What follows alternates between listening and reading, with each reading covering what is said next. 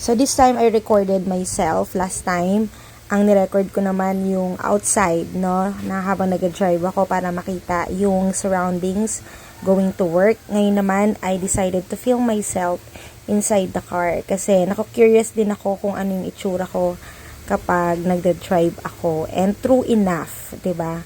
Very serious ang atake ng lola mo.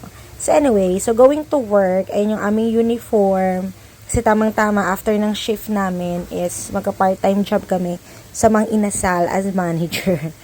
Yun kasi yung sinasabi nila, nakapareha ng uniform namin.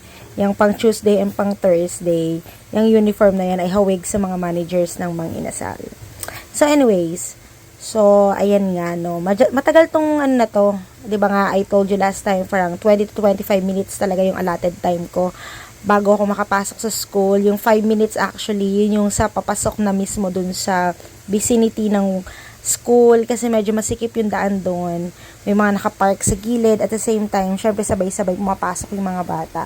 So, medyo kailangan kong bagalan dahil hindi nga ganun ka-wide yung space doon. Diba? Hanggang sa makarating ako sa may parking area and then makapag-in na as an official time in sa aming school and mag-ready na sa pagkatrabaho for that day. Ayun lang.